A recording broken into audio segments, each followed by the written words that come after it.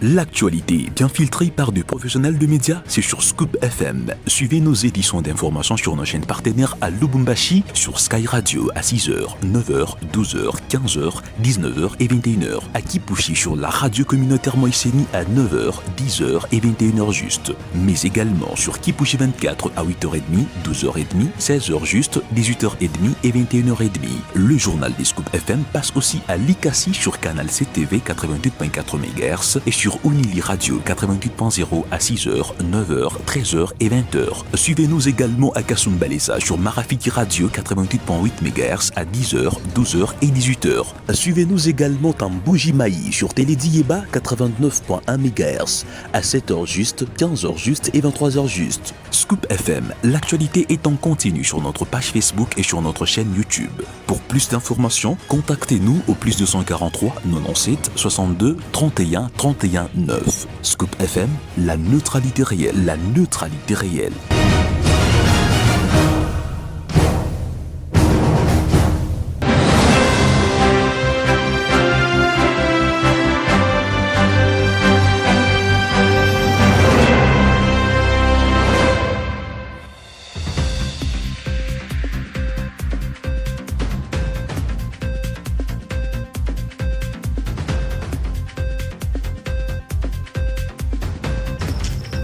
À l'un de l'actualité, 18 février 2006, 18 février 2026, il y a-t-il 20 ans déjà, la constitution de la 4e République était promulguée par Joseph Kabila Kabange, président de la République démocratique du Congo. D'alors, que pensez-vous de cette constitution? Doit-elle changer ou être modifiée? Plus de précisions dans ce journal. L'enceinte du gouvernorat des provinces a servi des cadres ce mardi 17 février 2026 à la cérémonie officielle des remises de véhicules destinés au service de sécurité dans le cadre du renforcement de la lutte contre les vols de cathodes sur les principaux axes routières. La remise symbolique a été effectuée par le gouverneur intérimaire du Haut-Katanga, Martin Kazembe Choula, en présence des membres du comité provincial de sécurité ainsi que du corps diplomatique. Mesdames et messieurs, bienvenue dans cette grande édition du journal sur Scoop FM présentée par Céline Kassongo sous la coordination de Christian Mouchampa.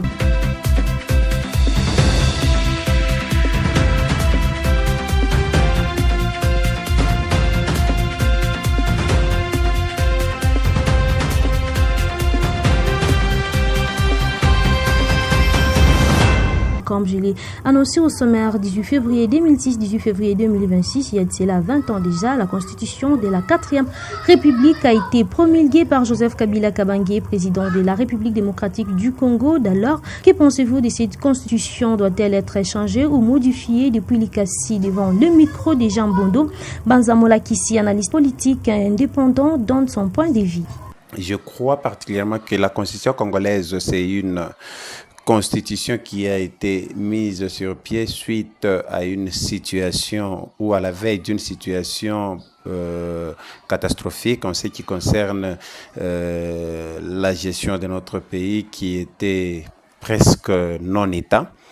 Et alors, un pays qui n'avait même pas de normes, à la veille, il fallait nécessairement trouver quelques textes qui pouvaient permettre à ce que nous gérions le pays ou l'État dans une gestion purement démocratique. Voilà, en ce qui concerne cette constitution, nous trouvons que, comme toute constitution, comme elle-même déjà l'a relevé dans l'un de ses articles, qu'elle est à la portée d'une probable révision si c'est nécessaire concrètement. Je crois qu'il y a certains articles qu'on peut revoir pour la bonne gestion, tels que par exemple l'article 70, il y a aussi certains autres articles, mais en ce qui concerne son application, je trouve que cette constitution a un grand obstacle et le plus grand obstacle, c'est les politiciens congolais parce que vous allez vous rendre compte que celle-ci, comme encore la constitution de Luluabourg qui a été butée à une difficulté face au régime de Mobutu qui n'a pas eu d'applicabilité. Et alors aussi celle-ci est en train d'être butée à cette même difficulté. Vous allez voir que l'application des articles qui sont prévues dans cette constitution, c'est une application qui est sélective. La Constitution de la République démocratique du Congo a totalisé ce mercredi 18 février 2026 20 ans de son effectivité dans la ville de Mbuji-Mayi. Serge Kayeya Wamulumba, correspondant Scoop FM, a approché un acteur politique de l'opposition pour sa lecture et voici son reportage. Février 2006, 18 février 2026, ça fait exactement 20 ans ce mercredi que la constitution en vigueur en République démocratique du Congo est opérationnelle. Sur place dans la ville de Mbuji-Mayi, la question a été posée à Maître Théo Mbouy de l'opposition pour sa lecture. Cette constitution a été combattue par un camp politique et ce camp qualifié un acte de vente de la République démocratique du Congo. Et aujourd'hui que le même camp est au pouvoir, ils appellent tout le monde au respect des institutions constitutionnellement établies. Donc la constitution reste incontournable. Pour cet opposant politique du Kassai-Oriental, la loi fondamentale dispose de certaines dispositions à modifier, d'autres à élaguer et à enrichir. C'est le cas des articles 64 et 220. Du premier au 229e article, il y a toujours des anomalies qu'il faut élaguer ou des dispositions pertinentes qu'il faut ajouter pour que notre constitution puisse évoluer du point de vue du fondamentalisme constitutionnel. Comme la disposition de l'article 64 sur laquelle aujourd'hui la rébellion AFCM 23 pose ses fondements, nous estimons qu'il est nécessaire et important de pouvoir clarifier cette disposition. L'article 220 doit rester verrouillé et qu'il n'y a pas lieu de changer cette constitution, mais il y a lieu de passer à une certaine modification.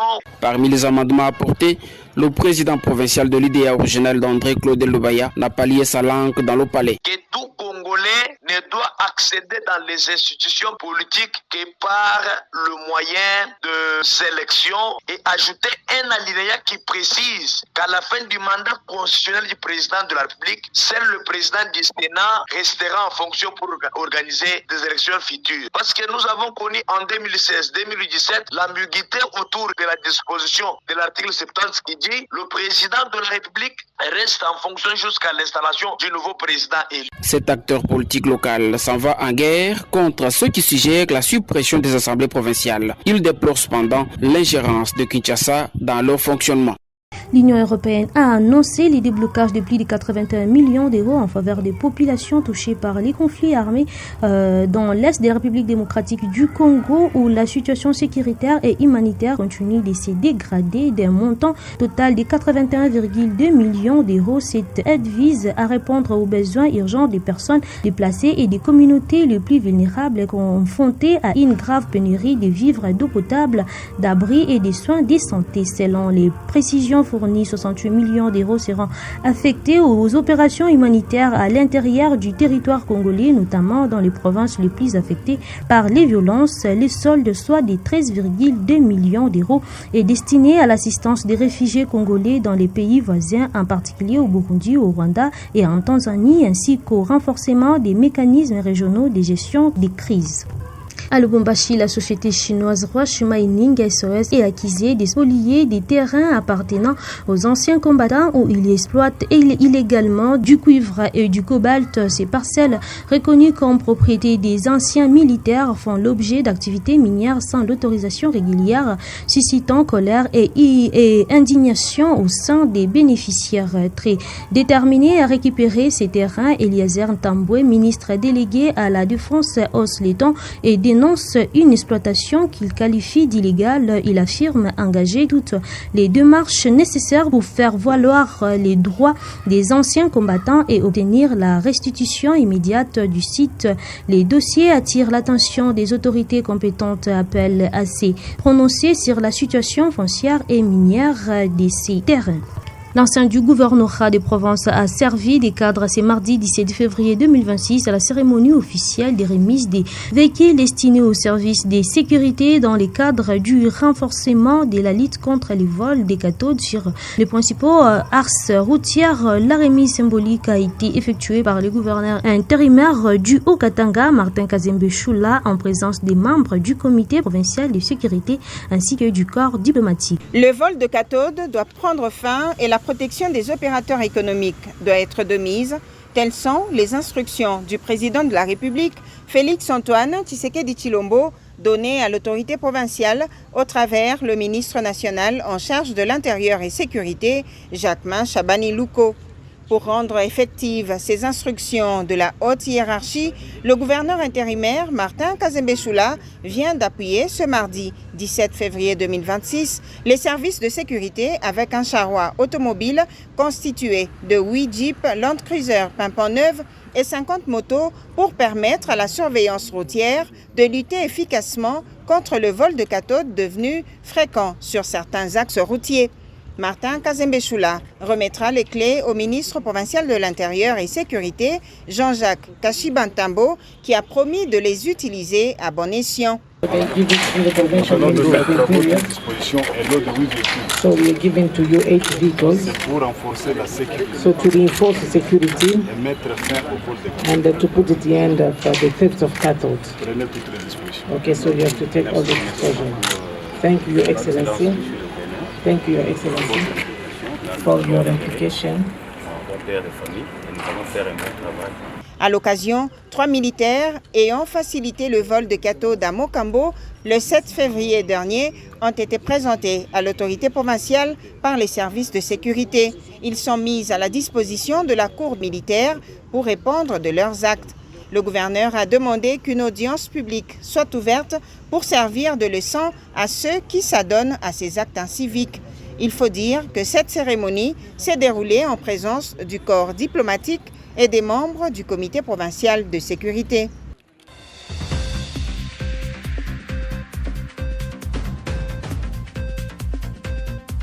Nous voici à la fin de cette grande édition, mesdames et messieurs. Merci de nous avoir été fidèles. Je vous donne rendez-vous demain à la même heure. L'actualité bien filtrée par des professionnels de médias, c'est sur Scoop FM. Suivez nos éditions d'information sur nos chaînes partenaires à Lubumbashi, sur Sky Radio à 6h, 9h, 12h, 15h, 19h et 21h. À Kipushi sur la radio communautaire Moïseni à 9h, 10h et 21h juste. Mais également sur Kipushi 24 à 8h30, 12h30, 16h juste, 18h30 et 21h30. Le journal des Scoop FM passe aussi à Likasi sur Canal CTV 88.4 MHz et sur Unili Radio 88.0 à 6h, 9h, 13h et 20h. Suivez-nous également à Kasumbalesa sur Marafiki Radio 88.8 MHz à 10h, 12h et 18h.